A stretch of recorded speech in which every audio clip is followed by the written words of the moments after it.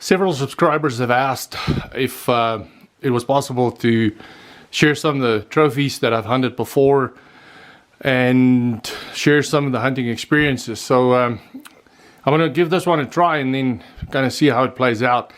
And we're going to start with it's kind of a specialist hunt. It is the Klipspringer, and we'll look into a little bit more detail about my specific hunt, a little bit about the animal, the rifle, the ammunition used, shooting distance, and kind of how the hunt was planned and how it was executed, and a couple of things to look out for when a trophy like this is hunted and destined for taxidermy. Now, just looking at the head of this Klipspringer, I'd like to highlight two things on the actual trophy. First one is, if we look at the horns, you can see at the basis of the horns it looks like there's a little thickening, and that's secondary horn growth on the basis, which signifies mature ram. And then if we look at the inside of the eye, closest to the nose, you can see that there's a black opening there just below the inside corner of the eye. That's a preorbital gland, and we'll look into a little bit more detail what that's for and how the Klipspringer actually uses that. Now, this is kind of ideal Klipspringer territory. You can see a lot of vegetation, nice and thick, so browse and actually a variation in tree species is very obvious, so this makes for good Klipspringer territory. You can see the elevation and clear rocky outcrops where they will come and do their lookout and make sure that they don't have predators close by. But it makes for a very picturesque hunting experience, sometimes difficult to get up there and conceal yourself and glass the area. But it makes for a really enjoyable hunt. It's usually very quiet, a lot of bird life there. And overall, you know, you have to be a little bit fit to just get up and down these rocky outcrops, but it's not too taxing. And if you've got a couple of days, if Klipspringer's there, you're bound to run into some of them and glass them and eventually maybe find a very nice trophy ram. As can be seen from this specific image, the Klipspringer typically does not occur as a solitary animal, and it is not uncommon to find them in groups, mostly family groups or juveniles, anywhere from 2 to 4, even up to 6 animals. And this enables them to really have a good lookout, so it does make stalking them a very challenging affair. They also like to have these rocky outcrops where they live in close proximity to browse. They are browsers, so they do like shrub close to it. Something to remember is when Klipspringer is hunted in these rocky outcrops, very often these rocky outcrops are also hunting ground for leopard and hyena. So just be, if you hunt in areas where hyena and leopard is prevalent, just be aware and be on the lookout. And especially sometimes when calls are used to try and entice these Klipspringers to come out and expose themselves, it is not uncommon for leopard to also respond to a distress call when they're used. Two characteristics I'd like to point out on this specific image. Number one is just looking at the coat of the Klipspringer. The hair on the Klipspringer is almost quill-like, and that protects them from falling when they jump amongst these rocks, and almost led to their demise in South Africa, where their pelts were used to stuff saddles and just soften up the ride experience. But the nature of that quill-like hair also necessitates extreme trophy care because hair slip is very common and can be very severe to the point where it'll ruin that trophy. A second very characteristic feature of Klipspringer is, if you look at their hooves, they're split hooven just like most other antelope. But you can see they actually run right on the edges of their hooves, So when you look at their tracks, the track actually is two ovals instead of having the typical heart shape of most antelope. On this specific image, the preorbital gland just ahead of the eye, kind of between the eye and the nose, is very, very visible. And that gland is used by especially male Klipspringer to demarcate their territories. They're very territorial. They do defend their territory, but they don't put up a hell of a fight with other Klipspringer. But there's a tarry substance that is secreted by that preorbital gland, which it has a pretty big opening, so they do rub that black tarry substance onto twigs and pieces of grass to demarcate their territory. They also have dung middens, so they will defecate in the same spot and create a midden to also set the boundary of their territory.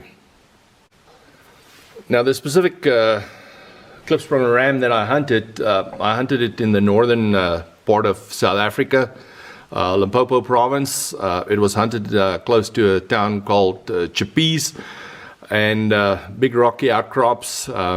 We actually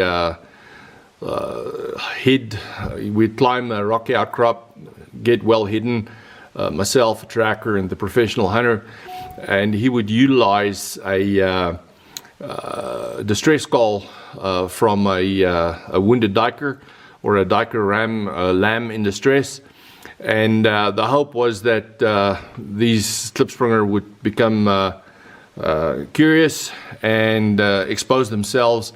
On the first time around, we had nothing expose themselves, so we descended, climbed another outcrop, took 15 to 20 minutes to just get calm, started glassing with binoculars, and then he did a couple of calls again, and 3 Klipspringer exposed themselves. It was this ram, his ewe, and semi-adult youngster. The shooting distance was 168 meters, so a little more in yards. I used a 6x45, better known in the US as a 6mm 223. First shot, clean over the animal, and just by really concealing ourselves well, they didn't move. Gave me opportunity to take a second shot, perfect shoulder shot.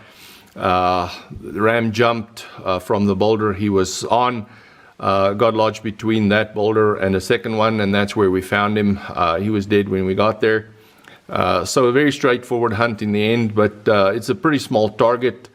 They rarely stand higher than 2 feet, so it's a small target that you got to shoot at. And because of the nature of their hair, a very high velocity caliber is not indicated for this animal. He will definitely damage and really almost ruin that trophy if you use a very high velocity rifle.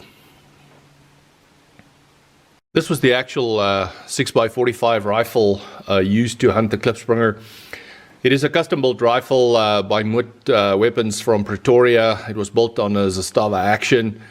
It carries a Leipold variable scope, and the bullet on the right there is actually the exact bullet I used to hunt. It is the Hornady 100 grain 6mm bullet hand-loaded for this specific rifle.